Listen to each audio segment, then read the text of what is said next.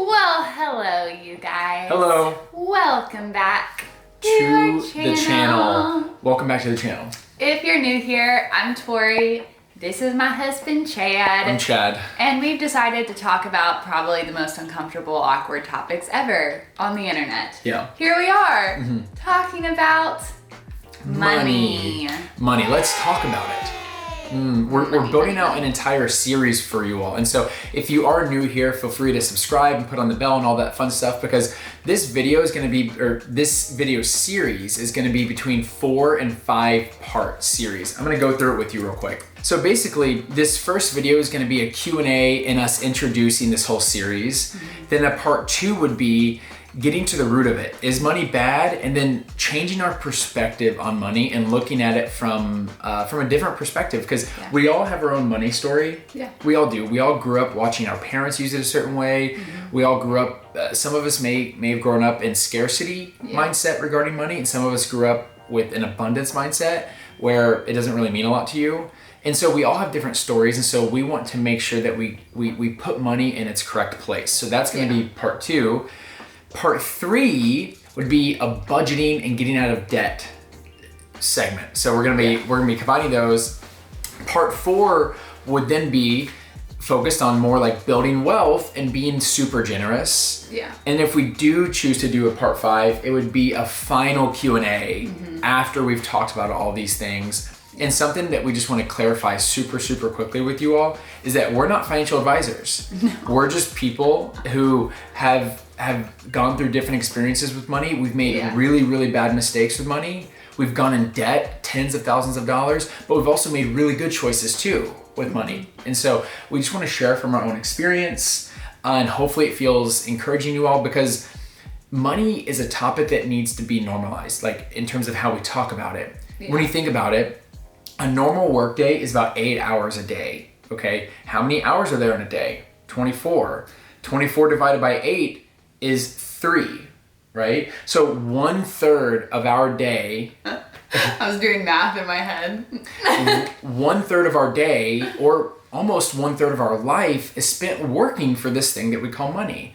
And so we absolutely need to normalize talking about something that we spend 1/3 of our life working for. Okay, so let's just go ahead and get that out there, that money is important and we need to talk about it, because I wrote this down from Paul David Tripp. Money has the unique ability to show what rules our hearts, because money can fund what we think is important. Yeah. And so obviously if we were to look at each other's spending, or your spending, or whoever's spending, we can see what we really deem as important, because that's what you spend money on. Yeah. And so those are the type of things that we want to talk about. But as we get into this topic, we're super excited. Y'all, we're so excited. You know, if you've been around our channel for a little while, that number one, we're very particular with the partnerships that we do. And then 2, we are so grateful to have partnerships at all. Seriously. If you've seen a recent video, I think Chad was like, we're sponsored by Hope. Yeah, hoping we get a great partnership. And y'all, I think it was the week after he actually said that, this partnership came through, and I got really excited when it landed in our inbox. There is a company called, or a nonprofit called Give Better. And we're gonna be talking a lot about in this series, giving back, stewarding your finances, being generous. What do we do with tithes? What do we do with offerings? What about charitable giving? And I literally could not think of a better and easier partnership, because this is something that Chad and I are so passionate about. And so I do just want to give you a little background on Give Better. So they're a nonprofit, and throughout COVID, a lot of these local charities, you know, they had these huge events, you know, in their local area, where that's normally where they would get their funding. And with COVID, they completely had to stop. And so a lot of these local nonprofits lost all their funding and were really struggling during COVID. And so Give Better created this way that we can actually give monthly to these different impact projects, and they'll benefit different local organizations. And so this month is benefiting A Cure for Ellie, and this is under Project Cure the Kids. They have project free food scholarships, they have project bill pay, Oh, there's the Texas Winter Storm Relief Fund. You can go on their website. We'll give you a link right here. It's actually fund.givebetter.com/Tori and Chad. So you can actually go in and read all of the different impact projects, as well as actually giving to Give Better, because they're a nonprofit as well and rely on donors. And so anyways, I just wanted to read you a little bit of the Cure for Ellie, because when I read this, it just made me kind of tear up, because obviously you guys know our heart for kids, and this project actually goes to helping address rare childhood diseases. And so anyways, it says that there's no approved drugs to treat 95% of rare diseases. The science is there, but on average it takes 15 years and hundreds of millions of dollars to develop effective FDA approved treatments. And it says 30% of children with rare diseases will not live to see their 5th birthday. Oh, geez. And so, anyway, I told you reading that makes me want to cry. But Project Cure the Kids is building sustainable solutions to help children with rare diseases, and their race to find a cure by providing financial aid for medical expenses and research.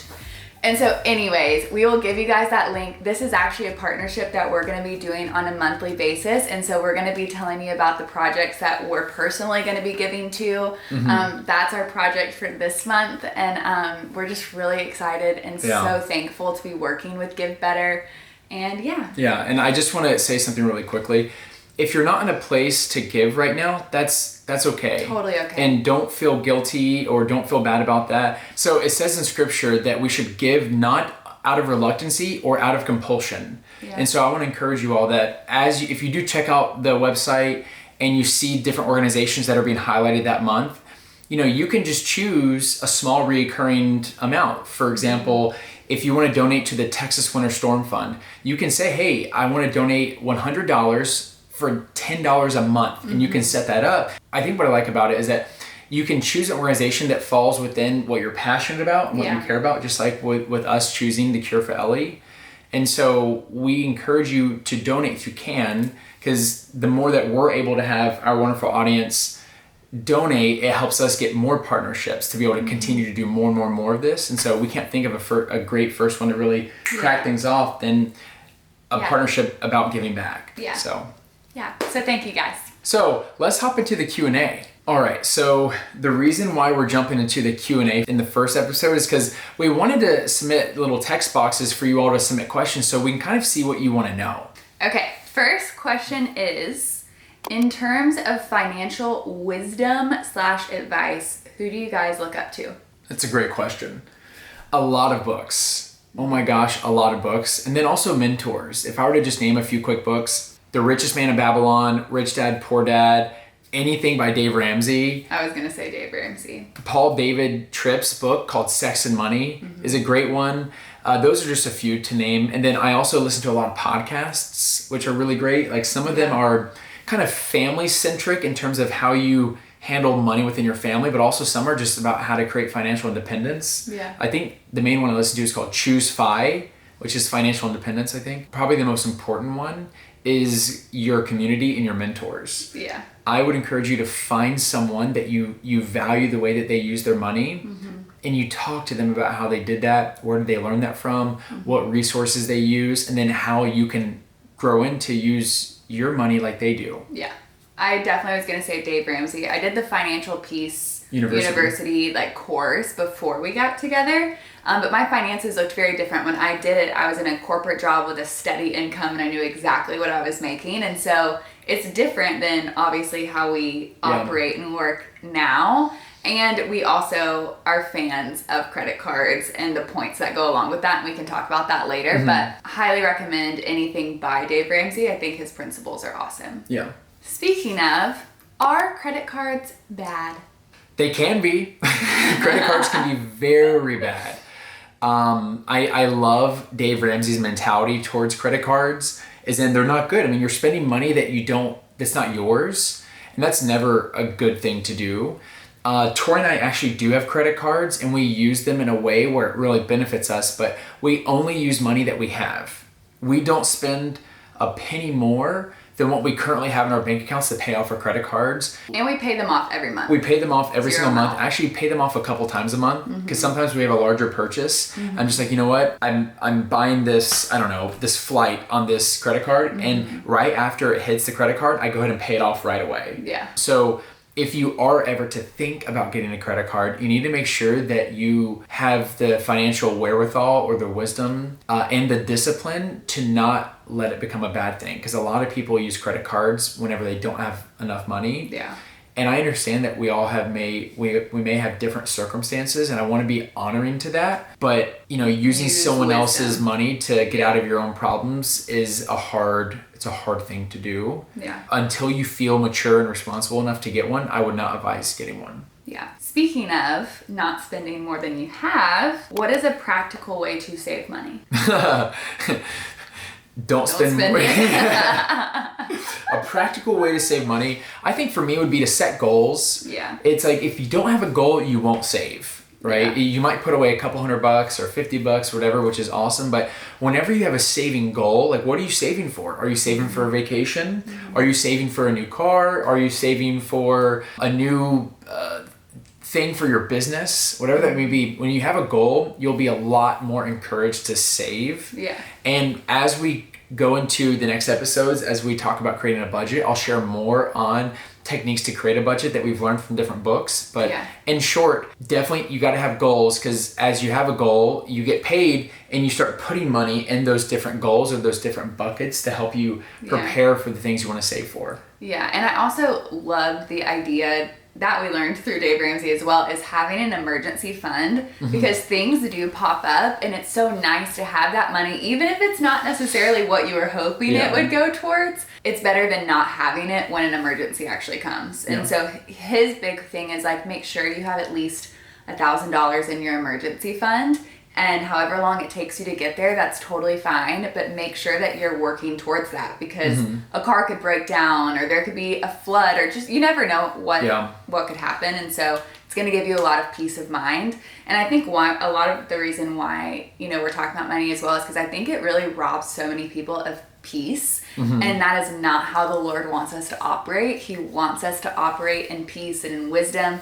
And so if we can manage our money in a way that we find financial freedom and we have peace in our daily lives, then that's honoring to God. Yeah, I look at it, this is kind of off topic from that question, but were you ever scared as a kid about there's something underneath your bed, or there's something in the closet, or you think someone's in your house, and whenever you reveal there's nothing underneath your bed, or there's nothing hiding in the closet, or there's no one that's broken into your house, you feel more free. Yeah. I think a lot of us, money can be scary to think about and scary to plan for. Yeah. It's almost like that fear of looking underneath the bed. But whenever we do pull that sheet back and we look at it, we can look at money for the tool that it is. It's simply a tool. That's all it is.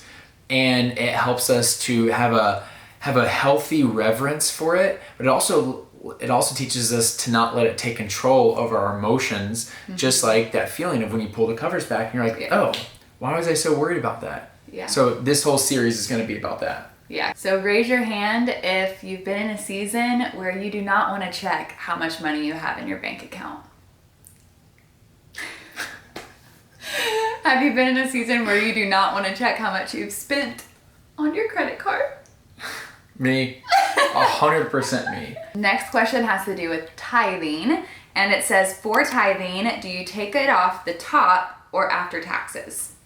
So Tori and I have kind of an interesting perspective on this. Whenever I first became a Christian, and by the way, for those of you who aren't like Christians, this is from like a biblical perspective, right?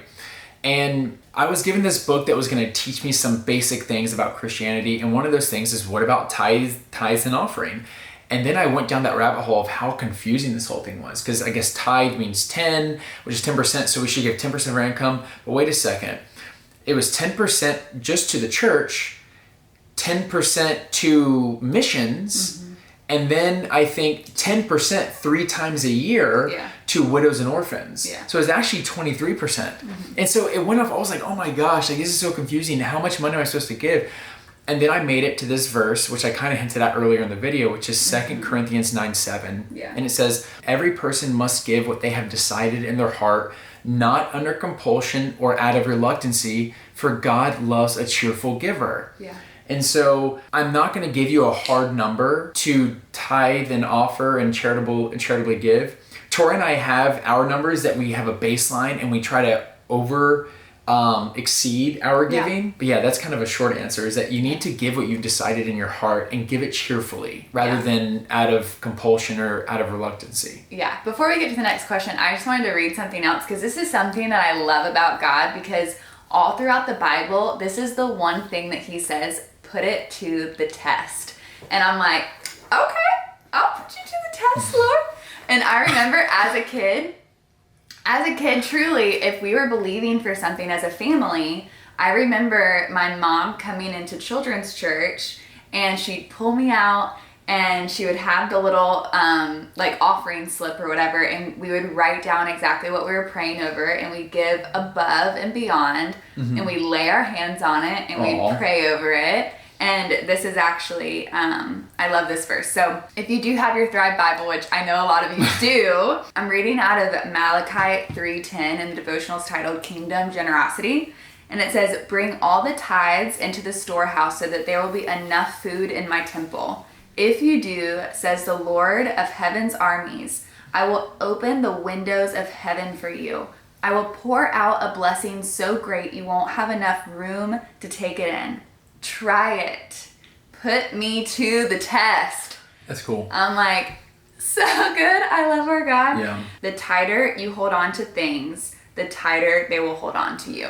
Amen to that. Mm-hmm. It's true. Because, I mean, how often, especially, I feel like in the seasons of scarcity, we're even more like clenched to the money that we get. We're like, no, I don't have a lot. But what's that story in the Bible of the woman who comes and she just gives like everything she had? Yeah, a penny. It was like very small in comparison to all of the like aristocrats at the time giving treasure chests of gifts and money and treasures. Yeah. Jesus had asked, who gave more? And everyone was like, all the treasure chest people, right? And he's like, no, that woman did, because she gave everything that she had. Yeah. And that's something that we'll talk about, in our video focused on like being a go-getter and a go-giver, is kind of the way we look at our tithing further than what I just shared, because we actually look at our tithing as 100% of our income, which is interesting. So stay tuned for later. We'll get back to that. Next question.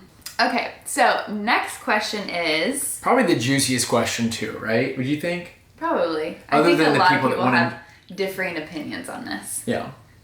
Okay. Buckle up. Is it necessary to share a bank account with your spouse? Well, we're going to go out on a limb here and say that for 99% of the reasons, yes. I would say that maybe there is a 1% reason if maybe someone has a gambling problem or someone is incredibly irresponsible with finances, then you would need a separate account. But for the other 99% of the people, absolutely. Yeah. I feel like there was another question in there about how do you transition from the my finances to the we finances, and I feel like that's such an amazing transition as you step into marriage. Yeah. It's because I think there's so much emphasis in culture of what are you bringing to the table? What am I bringing to the table? And I think having a joint account where you're working on something together, you have goals together, it really makes you feel like you're a team, and that's what marriage is supposed to be. Yeah, it's about creating a shared vision. And I just want to deconstruct that thought all the way down in terms of having not having a shared account. Okay, if you don't have a shared account, then you likely have two financial goals in life. Because obviously, why would you not share your accounts if you have the same goal?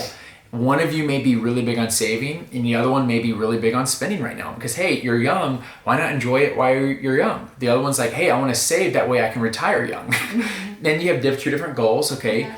15 years down the road, one person has flexed their freedom and all the joy, while the other person's had a harder life in terms of being disciplined in their finances.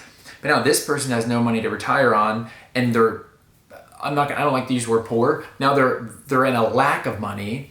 This person is now about to flex their financial freedom because they've just worked so hard for 15 years.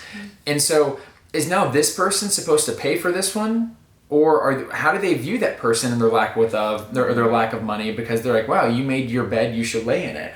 And it's like, man, this is going to create conflict down the road. And so I guess my encouragement would be, number one, we have shared accounts. Yeah. We do have 2 separate business accounts, but that's because she had a business and I had a business, and we were paid into them individually before we got married. But we have access to everything. We have goals for everything. And we're going to unpack that more in terms of, what does it look like to make spending available for me? And what does that look like? Can she just spend whatever money she wants, or what does that look like? We're going to unpack that. But I think the big goal here is to communicate it. Yeah. That's the huge goal, is you have to have healthy communication about what your financial goals are, and talk about that before marriage, talk about that as you're getting married, after marriage, you continue to work with each other on creating something that works for both of you. Yeah. Because if you don't, what's working right now may not work in 15 years. Yeah. And that could be really dangerous, where there's a lot of resentment and bitterness invited into your partnership. So yeah, I mean, finances is one of the biggest reasons for divorce. Yeah, I think it's cause number 2 of divorce is finance issues. And so we have to take it seriously, and we have to have a plan, and we have to get that I language out of it, because if you're committing to share your life with somebody else, then, it's us. Part of it. It's we, Part of it, yeah. But there's a lot of joy that comes from that too, because there's absolutely been times, and like I said, we'll share this later on, but there's times where I wasn't making any money at all, and Tori really held the candle for our family. And also there was times vice versa, where she was struggling financially and I was able to provide, and that actually made us feel so close to each other, to work towards a common goal together and to have love and support of each other. Yeah. Next question is, what are your thoughts on student loans? Oh no. Oh no. Oh no. You gotta be honest here, y'all. And something you should know, I took out tens of thousands in student loans, and it haunted me for years. And so this is coming from a heart where I've been there. I am not a fan of student loans. Yeah. I am not a fan of it. The interest rates are crazy. You don't really know what you're getting yourself into. It's almost like, if you don't have the money to pay for school, then maybe you should work out a plan and figure out a way to pay for school, or figure out maybe a school that's more affordable, trying to pursue scholarships, working part-time, or if you do have to take out loans, make sure they're minimal and you work out a plan to start repaying them right away, because my student loans, they really caused me a lot of mental duress the entire time I had them. Yeah. And I regret taking them. Yeah. I absolutely regret taking them, and I wish I wouldn't have, because there are things I could have pursued. And no, I did have scholarships. Like, I worked really hard. I had a 75% scholarship, then I earned other scholarships, and so the tens of thousands of dollars that I already had in student loan debt was already discounted from what it could have been. Yeah. Not a fan of it. I mean, you're signing your name to pay this crazy interest rate to pay back money that maybe you didn't have to take out. But at the time, we're young and we don't always know what we're getting ourselves into, because, my job's going to pay me a ton. Yeah, you're like, you almost need education before you sign up to get money for education. Yeah. And I to be honest, and I was a little done with that, babe, because I wasn't the smartest in that you're supposed to watch some videos before you take the student loans out, but I didn't do it. Like, I just pressed play and hung out with my friends. And so emotionally, I wasn't mature enough to take those loans, and yet I was allowed to. Yeah, I do feel like they take advantage of a lot of young people. And then I also talked to so many friends that felt so incredibly guilty and heavy that they were walking into marriage with those debts. And you just don't, if you can avoid that. If you could avoid having any debt, I know that, of course, cars and houses and stuff like that, it's really hard not to take debt, right? Mm-hmm. A car, our cars, we have 2 cars now, they're both used. They're both like a 2012 and 2014. And we did that because we don't want to have debt. Mm-hmm. And our house will be in debt to our house. But what I love about not having debt regarding like different situations is that no one can knock on our door and say, hey, give me that thing that's actually mine. Where if you were to default on your loans, of course, now people are entitled to what you have. Yeah. And so that's just a slippery slope. Yeah. Not a fan of student loans. Yeah. Okay, so there's actually a lot of questions on investing. Do you guys invest in stock? What's the best way to invest? and he's the investor in the relationship. So this question's going to you. Again, I'm not a financial advisor, so take this for what you will. I love investing. I think it's so important because there's ways that you can earn money while you're earning money, right? Make your money work. Yeah. And so I guess if I would encourage you to invest in stocks, I would think about what companies do you believe in and which companies do you support, and do you think they're going to be around in 10 years, 15 years, 30 years, right? Apple, probably going to be around, okay? Yeah. And so if you use Apple products and you believe in Apple, then that could be a good company for you to potentially invest in if it fits your risk analysis, which is how risky of an investor do you want to be. There are other things called mutual funds and index funds, which are basically a compilation of different investments that are a lot more safe, a lot more trustworthy. There are also really good retirement funds that you can look into called like IRAs or Roth IRAs or SEP IRAs. It's all a bunch of letters. But let me tell you what the best investment you can ever do is. The best investment you can ever do is an investment in yourself. I was thinking you were going to say that. Crushing it. Because right now, Tori and I are not in a place where we can invest a lot into the stock market at all. A lot of things are too expensive for us to buy right now anyways. And so we're like, you know what? Let's invest in ourselves. Let's hire some people to help us do this. And it's working. Yeah. It's absolutely working. Thanks, Zach, for editing this video. Right?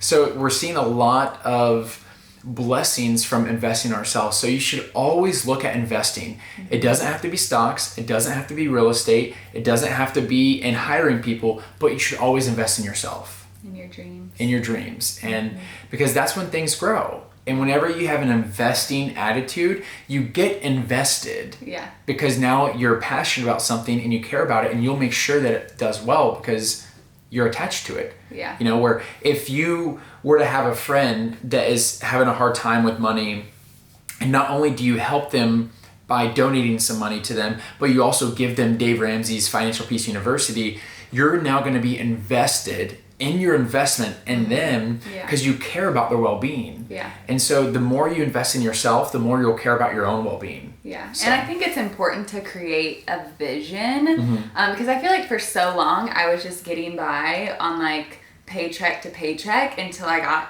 a vision. And I feel like now truly is like one of the best seasons for us in terms of like having a vision. Yeah. And I think honestly that has a lot to do with why we started a Patreon. That came out of like having a vision for our finances, having a vision for what we're trying to do, what we're trying to build. And hiring people is not cheap, but we want to bring value to you guys and we want to connect with you even more.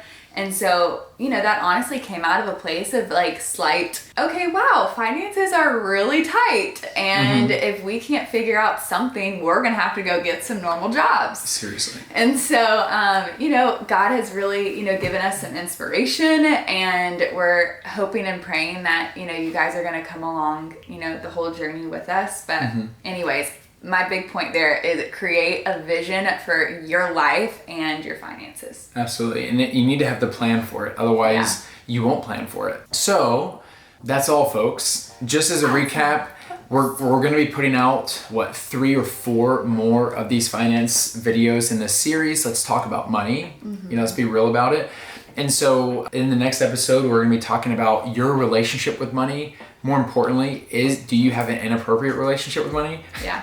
Part 3 would be on budgeting and getting out of debt. Part 4 would be building wealth and being generous.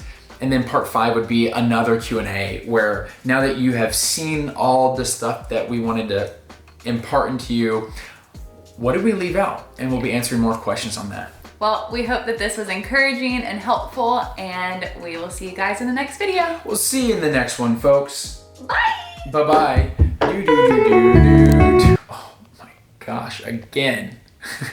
Do.